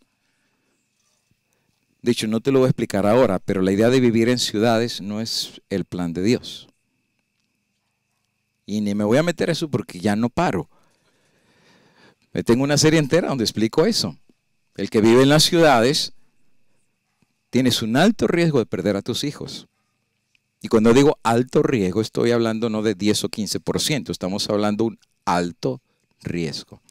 Especialmente si tus hijos ya son adolescentes. Y sabes, yo quiero mucho a los adolescentes porque yo tengo mis hijas que son adolescentes. Pero te voy a decir una cosa. He encontrado, no estoy generalizando, pero he encontrado en muchos casos que muchos muchachos y muchachas en la iglesia, adolescentes, tienen una doble vida. Two lives. A sus padres les hacen pensar que son muy cristianos y consagrados, pero they know. Y alguien dice, no, pastor, mi hijo me tiene tanta confianza que me enseña su cuenta de Facebook y hasta conozco su contraseña. Y yo digo, pues amén, pero que también te enseñe la otra cuenta. Porque hay muchachos que tienen hasta 4 o 5 cuentas. Han logrado engañar a sus padres, pero ¿sabes qué? Hay alguien que nunca vas a poder engañar, el que está ahí arriba. ¿Y dónde aprenden eso? ¿Dónde aprenden eso? ¿Dónde aprenden todas las malas palabras? ¿Dónde aprenden a bailar? ¿Dónde aprenden la música? ¿Dónde aprenden? Las ciudades. No era el plan de Dios que las ciudades te educaran a tus hijos. El plan de Dios era que papá y mamá educaran a los hijos. Cristo fue educado en las piernas de la Virgen María. La primera escuela del hijo es la escuela del padre y la escuela de su mamá. Ahí es donde el niño aprende valores, principios. Ahí es donde aprende respeto, honestidad, sinceridad, lealtad, amistad. Todo eso se aprende ahí, no en la calle ni en el mundo. Pero ¿sabes qué? Ellos quieren hacer ciudades y cuando Dios dijo, llenen la tierra, sojúzguenla, por eso Dios los separó y los regó por la tierra, según Génesis capítulo número 11. Dios frenó el plan satánico de unificar las naciones para rebelarse en contra de Dios. Y a partir de la Torre de Babel salen al norte, al sur, al este, al oeste, se riegan por todos lados, pero ya tienen un espíritu de rebelión en contra de Dios. Por eso tú vas a encontrar que casi todas las naciones son muy similares en su religión, en su rebelión contra Dios. ¿No es interesante que en Egipto tenían pirámides? ¿Y no es interesante que cuando Cristóbal Colón viene a América también hay pirámides? Y no una ni dos, un montón. ¿Y quién les enseñó? ¿Quién les enseñó a los mayas a hacer pirámides? ¿Quién les enseñó a los olmecas a hacer pirámides? ¿Quién les enseñó a los incas a hacer pirámides? Y tú sabes que los incas que vivían lejísimos hacían sacrificios humanos y también en México hacían sacrificios humanos. ¿Quién les enseñó a adorar al sol? ¿Sabes quién adoraban los mediterráneos? ¿Sabes a quién adoraban los babilónicos? ¿Sabes a quién adoraban los egipcios? ¿Saben a quién adoraban los mexicanos, los aztecas, los olmecas, los chichimecas y los incas? Al sol. ¿Y quién les enseñó? Si Cristóbal Colón recién descubre América en 1492, pero cuando ellos ya vienen, tienen una religión establecida por siglos y siglos. ¿De dónde aprendieron? De la Torre de Babel. Simplemente le cambiaron el nombre a sus deidades, pero su religión era de rebelión en contra de Dios. Y todas esas naciones terminaron adorando, pues según ellos, a Quetzalcóatl. Pero realmente no era Quetzalcóatl a que adoraban. ¿Sabes que el apóstol Pablo en 1 Corintios entiende bien a quién estaban adorando? Porque Pablo dice que los que adoran ídolos realmente están adorando ¿a quién? A los demonios. Y que Pablo está muy claro que todas estas culturas fueron engañadas por Satanás para ser él adorado a través de estas culturas. Satanás nunca ha cambiado su punto de vista. Él siempre ha querido la adoración. Por cierto, ¿sabes qué significa la palabra Quetzalcóatl? ¿Algún guatemalteco aquí? ¿Cuál es el ave típica de Guatemala? El quetzal. ¿Y qué significa Quetzalcóatl? ¿Sabes qué significa Quetzalcóatl? La serpiente que vuela. Eso es lo que significa. O la serpiente emplumada. Y sabes que hay una profecía que regresa a Quetzalcóatl y ellos adoraban a la serpiente alada. ¿No es interesante? Que si tú lees el libro de Génesis, habla de un dragón, una serpiente alada que quería ser adorada. El diablo engañó a todas estas culturas, pero hubo un pueblo que nunca pudo engañar y era el pueblo del Señor, porque tenía mejor revelación de la santa palabra de Dios. Ahora, ¿el diablo cambió su idea de ser adorado a nivel mundial y llevar al mundo a la rebelión contra Dios? Absolutamente no. Regresamos a Apocalipsis 13 y adoraron al dragón que había dado autoridad a la bestia y adoraron también a la bestia, la cual recibió el poder de parte del dragón. Entonces, cuando miramos el pasado, el presente y el futuro, vemos que el diablo es muy consistente. No cambió su idea. Quiso ser adorado en el cielo, ha querido ser adorado en la tierra y antes de la venida de Cristo lo va a lograr. Lo va a lograr. Dice, e intentaron adorar. No dice intentaron, dice, y adoraron al dragón. ¿Y cuántos lo van a adorar? Apocalipsis 13 dice, toda nación, tribu, o sea, el mundo entero, excepto un pueblo. Y esa es la piedra en el zapato del diablo. Esa es la espina que no se puede sacar. Si los pudiera borrar de la faz de la tierra, su victoria será completa en este mundo. Si en los días del diluvio, Noé y su familia se hubieran rebelado, ya hubiera ganado. Pero ¿sabes qué? Esos 8 es la piedra en el zapato. Por eso es que Dios ama tanto a sus hijos, porque Dios, pues sus hijos lo eligen a Él. Cuando el mundo entero va con el diablo, Dios siempre ha tenido un remanente y tú lo ves en la Biblia. Y remanente no son muchos, pueden ser pocos, pero esos poquitos, la lucha sigue todavía porque conscientemente hay pocos que dicen yo estoy a favor de mi Redentor que vive. Desde hace muchos años se viene hablando de la posibilidad de crear un sistema de orden mundial. ¿Es algo nuevo? No, viene desde los días de Nimrod y siempre se ha tratado de hacer en el paso de toda la historia. ¿Recuerdas en el mismo tiempo de Roma? Todos los caminos llegan a Roma porque tienen un imperio que estaban controlando a todo el mundo. La piedra en el zapato de los romanos, ¿quién fue? Los cristianos. Y si los cristianos no se hubieran rebelado, pues el imperio romano hubiera vivido yo no sé por cuánto tiempo. Pero los cristianos era el problema porque no se sometían a la autoridad de los césares y al final terminaron matándolos y destruyéndolos. Siempre aquellos que son fieles a Dios son la piedra en el zapato. Pero el diablo no ha cesado su idea de unificar al mundo entero en contra de Dios. Y en este nuevo sistema que viene a nivel mundial, se quiere crear una sola autoridad mundial que domine las conciencias de las personas. Alguien dirá, eso me suena a teoría de la conspiración. ¿La ONU también te suena a la teoría de la conspiración? Porque en toda la historia de la humanidad nunca había existido la ONU. Tú sabes qué es la ONU, ¿verdad? A nivel mundial hay representantes en esta organización. ¿O tú crees que también la ONU vino de la noche a la mañana? No, amigo, ha sido un proceso. Primero vino la Primera Guerra Mundial. El mundo terminó asqueado de ver tanta sangre. Se creó la Liga de las Naciones. Vino una Segunda Guerra Mundial. Vieron más sangre que otra cosa con Hitler. Y después de la Segunda Guerra Mundial, felicidades, se creó las Naciones Unidas. Y ahora las Naciones Unidas está teniendo un poder gigantesco. Y de hecho, el día de mañana, o si no el domingo, cuando veamos la otra pieza del calentamiento global y del cambio climático, ¿tú sabes quién va a tener jurisdicción para poder cambiar las políticas del mundo, hacer calentamiento global? Van a ser las Naciones Unidas. Y mañana, si me da tiempo, te voy a pasar un video donde el Papa Francisco está diciendo que llegó la hora que todos los ciudadanos del mundo empiecen a obedecer lo que dice las Naciones Unidas. Y mañana te voy a mostrar el video. Curiosamente, pues uno piensa que un líder religioso tiene que llevar a la gente a obedecer a Dios y a su palabra, pero resulta ser que él está diciendo que hay que obedecer a las Naciones Unidas. ¿Por qué? Porque hay una agenda. Eso lo vamos a ver el día de mañana. Ya tenemos Naciones Unidas. Todas las naciones, más de 190 naciones están metidas y se hablan de temas mundiales. Tenemos Banco Mundial, tenemos Sistema Mundial de Salud, tenemos un ejército de las Naciones Unidas. Y estamos hablando, amigos y hermanos, que esto no había existido hace 100 años. Nunca.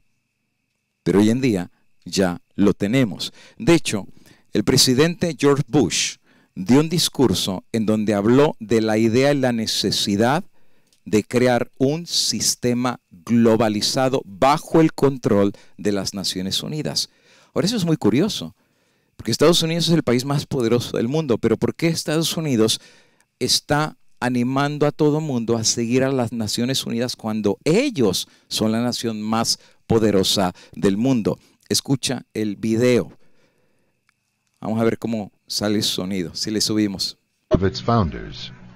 We have before us the opportunity to forge for ourselves and for future generations a new world order, a world where the rule of law, not the law of the jungle, governs the conduct of nations. When we are successful, and we will be, we have a real chance at this new world order, an order in which a credible United Nations can use its peacekeeping role to fulfill the promise and vision of the UN's founders. Okay. Los que saben inglés lo entendieron clarito. Lo traduje y el discurso de él dice así: tenemos ante nosotros la oportunidad de forjar para nosotros y generaciones futuras un nuevo orden mundial. Hay que esto no es algo nuevo, lo vienen cocinando desde hace rato. Un mundo, fíjate, no es una nación, no es un continente, los planes son globalizados. Un mundo donde el imperio de la ley, no la ley de la selva, rija, ¿sabes qué es rigir, verdad? Controle y dirija. ¿Y qué es lo que va a dirigir? ¿La conducta de qué? Eso está difícil porque cada nación tiene su presidente, su constitución, su congreso, su cámara legislativa, sus senadores. O sea, ¿cómo va a venir unas Naciones Unidas a decirle lo que tienen que hacer y cómo lo tienen que hacer? Eso es imposible, a menos que se vayan a la guerra, pero cada quien tiene su ejército también. ¿Cómo las Naciones Unidas pueden regir la conducta de las naciones? Pero lo están tratando. Dice, cuando tengamos éxito, y lo tendremos. Ese lo tendremos. ¿De quién está hablando? Hay un grupo que están empujando para la creación de un orden mundial. Tendremos una real oportunidad en este nuevo orden mundial. Un orden en el que una Naciones Unidas creíble puede ejercer el papel en el mantenimiento de la paz para regir la conducta de las naciones y conservar la visión de los fundadores de las Naciones Unidas. Después él dijo en una declaración y en un video también acerca del mismo concepto. Déjame ver si lo tengo. De hecho es el Papa Juan Pablo II. Las personas se vuelven cada vez más conscientes de la necesidad de un nuevo orden internacional. Ahora, ¿qué excusas pusieron hace muchos años? Fíjate, en un principio fue el terrorismo. Es que mucho terrorista y hay muchas guerras y mucho problema y necesitamos cerrar filas y es mejor poner leyes internacionales para que gobiernen aún sobre aquellos países que son terroristas, porque si no a cada rato nos van a volar ciudades, se van a armar un día con la bomba atómica y esto va a ser un caos, y empezaron a empujar por ahí. Pues ahora sacaron otra tarjeta. con la cual quieren meterse en las constituciones de los otros países. ¿Y sabes cuál es la otra tarjeta? Mañana te voy a hablar. El cambio climático. Porque ellos están diciendo que el mundo es una sola casa y es la única casa que tenemos. Y si México contamina, pues no solamente contamina su país, está contaminando a todos los vecinos y al final al mundo entero. La pregunta es, ¿quién le va a poner un límite a México para que deje de contaminar? A menos que las Naciones Unidas tengan jurisdicción internacional de imponer sobre otras naciones acerca aún de sus contaminantes, con reglamentaciones y con reglas. Mañana lo vamos a ver. De hecho, el primer ministro hace algunos años de Inglaterra dijo, hay que colocar un nuevo orden mundial, fíjate, para salvar la tierra. Ahora este ya es viejo, esa noticia es viejísima. Pero ¿sabes cuál era la idea de Cameron para establecer un nuevo orden mundial para salvar la tierra? ¿Y sabe de qué estaba hablando? Del cambio ecológico. Y de hecho, lo puse aquí en rojo, no sé si lo puedas leer. Ahí está bien chiquitito, pero dice que el canciller estaba planificando hacer su plan del medio ambiente, su primer discurso que iba a presentar. Y dice, si no cuidamos la tierra, al final no vamos a tener ni casa para vivir. Ahora, si tú crees que el Papa Francisco con esto de Laudato Si apenas comenzó con el cambio, esto ya viene de hace rato, no es algo nuevo, lo están empujando para poder meterse a establecer leyes en otros lugares y en otros países. Y dice ahí que quien tiene que meter las dos manos para poder cambiar y controlar la cuestión de la ecología a nivel mundial, ¿quién crees que propone él? Las Naciones Unidas. ¿No es interesante? ¿Es algo nuevo? No, hermano, esto es viejo. Resulta ser que el Papa Francisco saca su encíclica Laudato Si, que tiene que ver también con la cuestión del calentamiento global y el cambio climático. ¿Son cosas buenas? Hay muchísimas cosas maravillosas. Yo no voy a decir que no todo está mal. No hay que contaminar, hay que cuidar la tierra, cosas maravillosas. Pero ¿sabes dónde termina la idea de cuidar la tierra? La propuesta de ellos es de que el mundo entero debería dejar descansar la tierra una vez a la semana.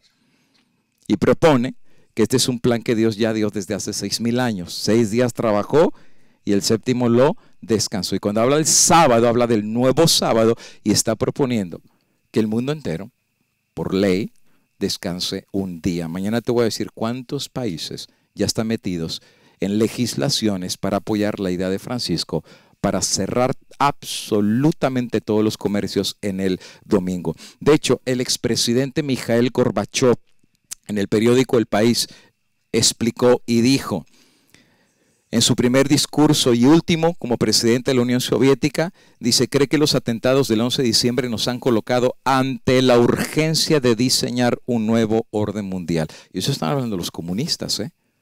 Porque alguien dirá, no, los comunistas no le van a entrar, los islámicos no le van a entrar. Amigos, la idea es que todos puedan ser parte de este nuevo sistema. Es más, ¿sabes quién está apoyando la creación de un nuevo sistema mundial? La misma Iglesia Católica.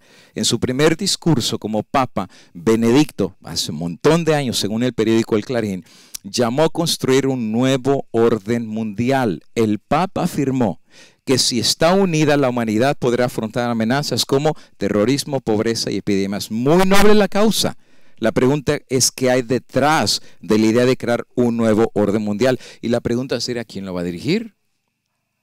¿Quién lo va a controlar? ¿Quién lo va a reglamentar? ¿Qué tan justo sería para todas las naciones que haya una sola autoridad mundial?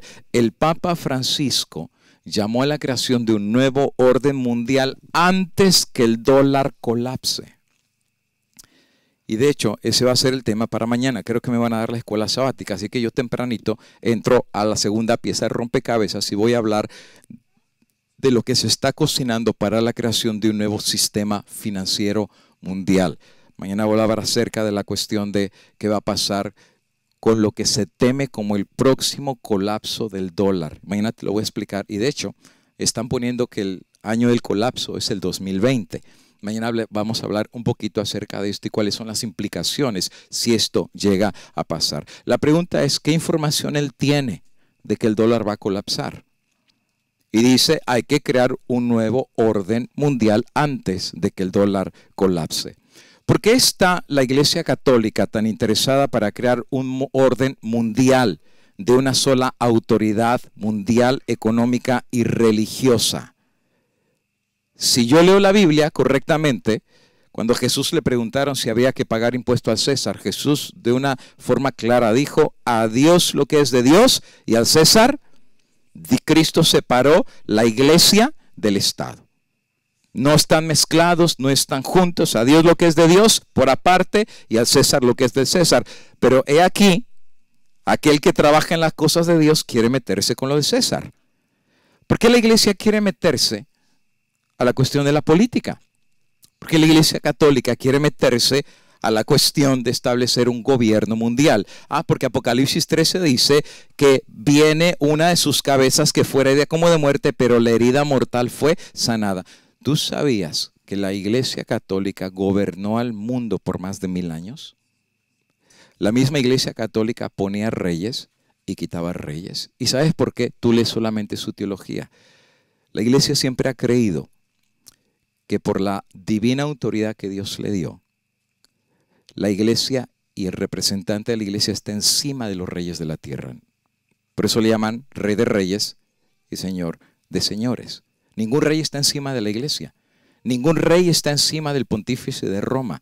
Y ningún rey en Europa era rey si primero el Papa no lo establecía como rey. Lee la historia, todo eso está ahí. Pero la herida la recibió, le quitaron el derecho a dominar la política. No la religión siempre la ha tenido.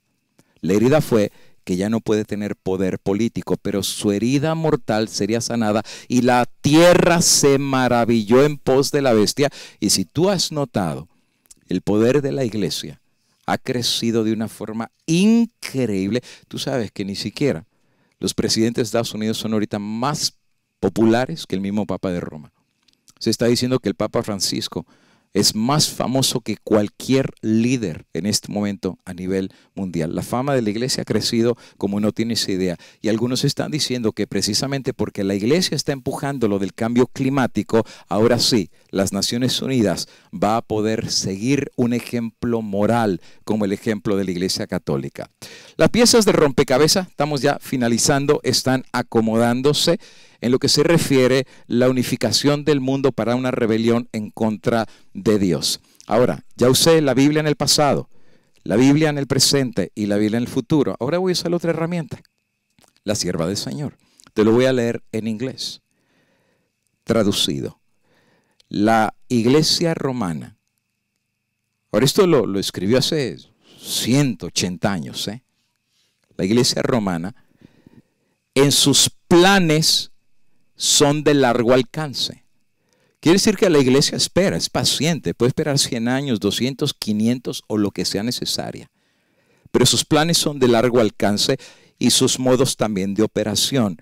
Ella emplea cualquier dispositivo para extender su influencia e incrementar su poder en preparación para un conflicto fiero y determinado. ¿Y de qué se trata este conflicto? Para volver a tener el control del mundo. Y una vez que tenga el control del mundo, ¿qué va a hacer? Restablecer la persecución. Ya persiguió en el pasado, por supuesto, 42 meses se le dio autoridad. ¿Y qué pasó en esos 42 meses? Pues bienvenido a la Santa Inquisición. ¿Y quién dirigió la Santa Inquisición? La primera bestia, la Iglesia Católica bajo el comando del papado. Eso está ahí, es historia. Lee la enciclopedia que quieras, americana, británica, hasta la Wikipedia te lo puede explicar. La iglesia bajo la santa, por eso le llamaban la Santa Inquisición. Eso es un oxímoron. ¿Sabes qué es un oxímoron, verdad? Es como dice, está tan frío que me quemo. Entonces son dos cosas completamente opuestas que no tienen que ver. Y tú dime, ¿qué de santa tiene la Inquisición? Que los aserraban a la mitad, que les cortaban las piernas, que los quemaban. Es más, ni me quiero meter a explicar eso porque eso es horroroso. Elena de White dice que solo los registros de Dios en el cielo tienen las cosas horrendas que se hicieron en ese tiempo. Solo Dios tiene ese registro. Lo han tratado de borrar, pero la historia está ahí. Ahora, ¿puede perseguir la iglesia hoy en día? Absolutamente no, porque la herida le quitó ese poder, pero ella dice lo va a recuperar y tan pronto regrese a controlar el mundo, restablecerá la persecución. Ahora, ¿por qué va a perseguir? Porque hay un poder detrás de la bestia y sabemos quién es el que está detrás de la bestia para aniquilar a la piedrita en el zapato que le da el problema, a los pocos fieles que están a favor del Señor. Y dice ahí, y que va a terminar destruyendo todo lo que el protestantismo ha hecho. Oye, yo leo esto y digo, esto está más claro que el agua. Y no solo eso, libro Evangelismo, página 175. La ley de Dios va a ser invalidada por los instrumentos de Satanás. El diablo está trabajando, ¿eh?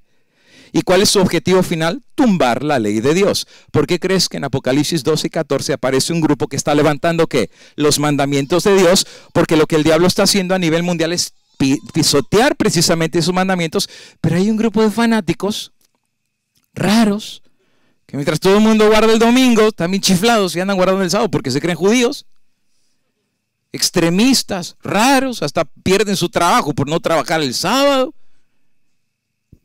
Extremistas, chiflados, hasta comen soya que sabe a cartón duro, pero ahí están esa gente rara, chiflada, así nos van a hacer ver.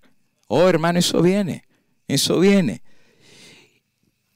¿Y a dónde va la pedrada? Escucha, en nuestro país que se jacta de la libertad, ¿qué va a pasar? Se acabará la libertad religiosa. ¿Ya pasó eso? No, esta es una revelación del futuro. Se va a acabar, es coming. La pregunta es, ¿cómo le van a hacer? ¿Cómo le van a hacer? Se definirá el conflicto sobre la cuestión del sábado y esto conmoverá al mundo entero. Testimonios tomo 5. La obra que la iglesia ha dejado de hacer en tiempo de paz. Cuando ella dice tiempo de paz, ¿de qué está hablando? Que estamos en libertad. Eso es tiempo de paz. Que ahorita yo te puedo predicar este sermón tan abiertamente, sin problema que me caiga aquí la policía y me quiera meter a la cárcel o que me agarren con un fusil. Pero cuando se acabe esa libertad, ¿libertad de qué? Pues de expresión. Yo puedo hablar y decir claramente que la primera bestia es el papado, que la segunda bestia es Estados Unidos. O sea, lo podemos decir abiertamente. Pero cuando se acabe esa libertad, a ver quién habla. Y pastor enamorado, nos van a sacar todo lo que hemos grabado.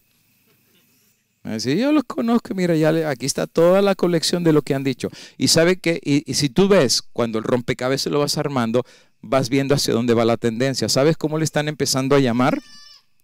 El abuso de la libertad, le están llamando discursos de odio, así le están llamando.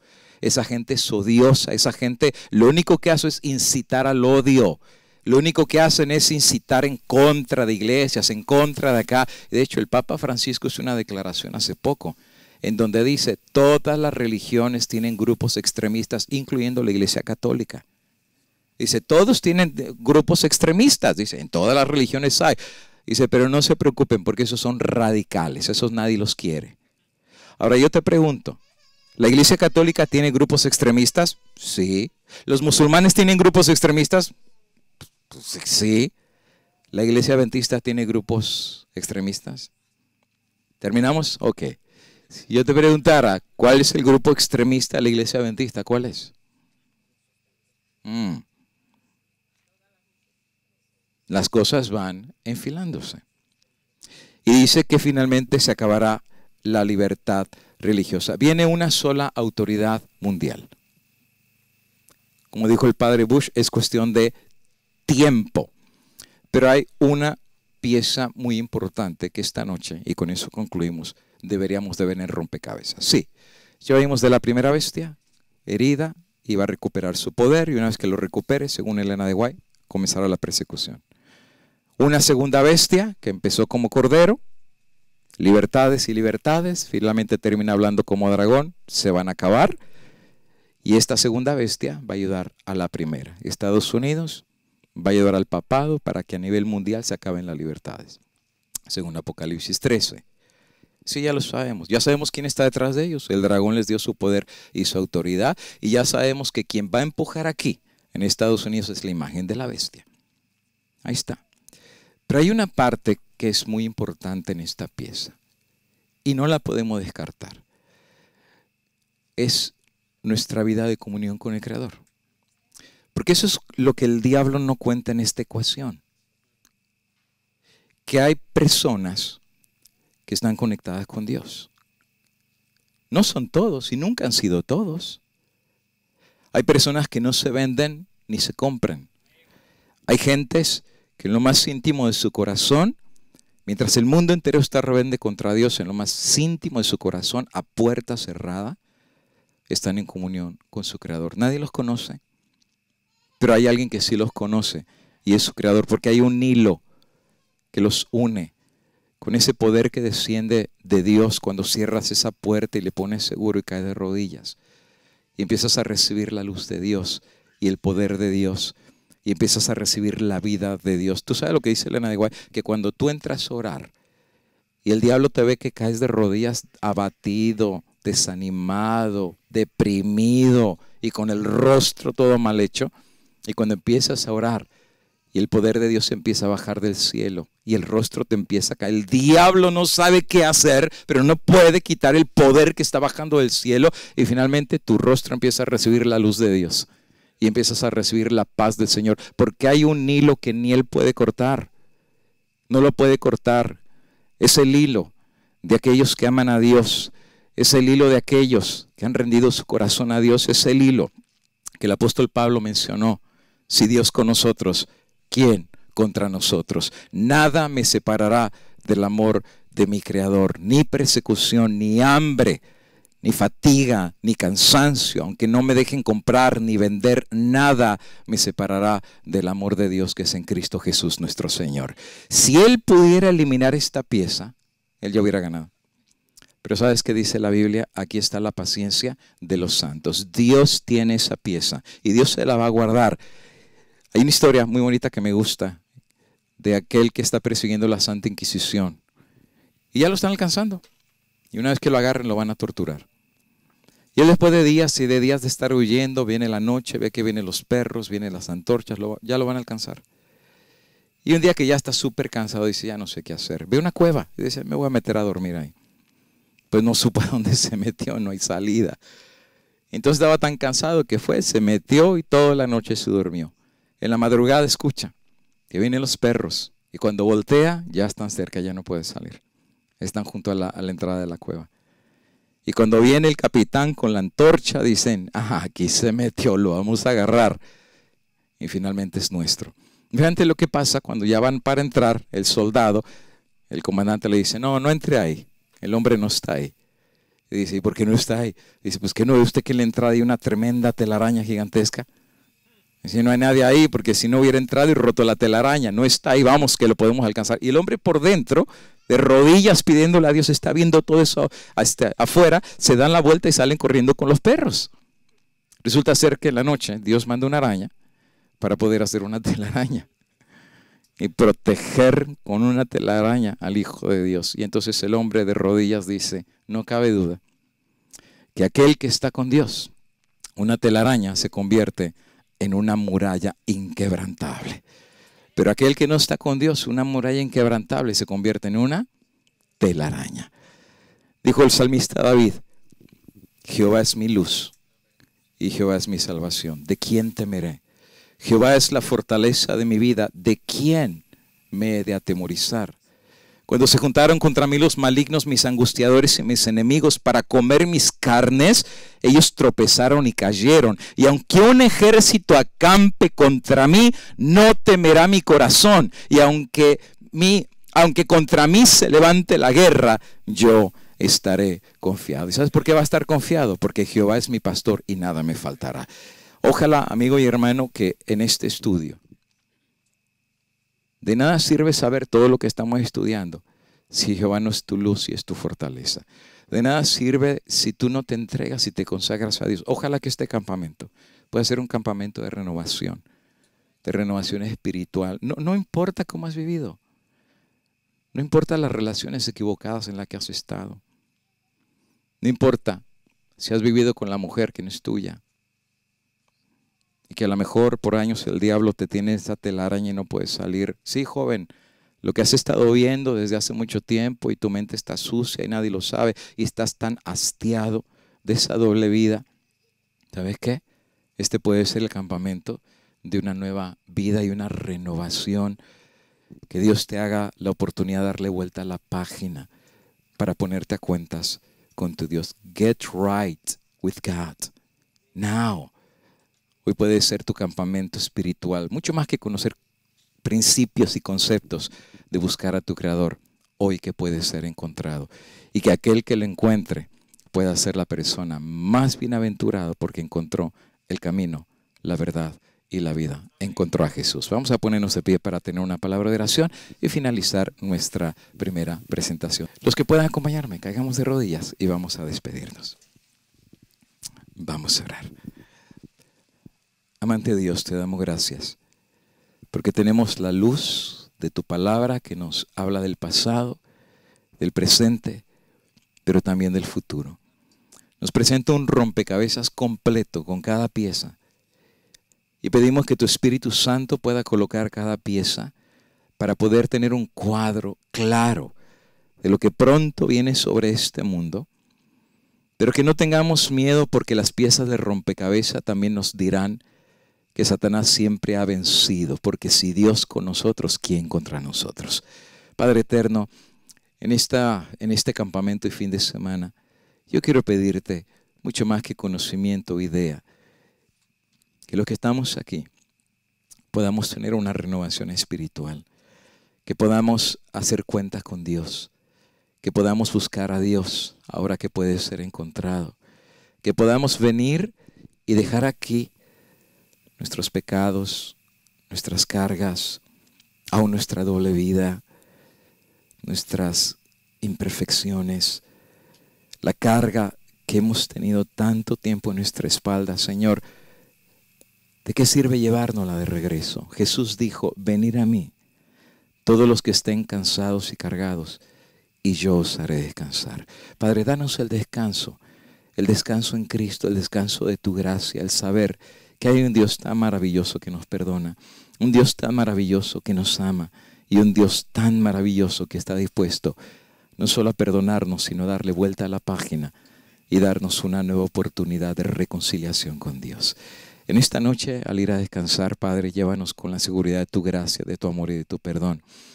Y hago esta oración muy simple antes de despedirnos, pidiendo que la bendición de Dios esté sobre tus hijos. Que Jehová te bendiga y que Jehová te guarde. Que Jehová haga resplandecer su rostro sobre ti. Que de ti y de mí el Dios eterno tenga misericordia. Y si te reconcilias con el Señor en esta noche, quiere el Dios del cielo poner en tu corazón la dulce paz que solo Cristo puede poner en cada corazón. Y al poner esa paz en tu corazón y en mi corazón, esta noche sea maravillosa. Danos de tu bendición en el sagrado nombre de Cristo, nuestro Salvador. Lo agradecemos y pedimos. Amén, Señor.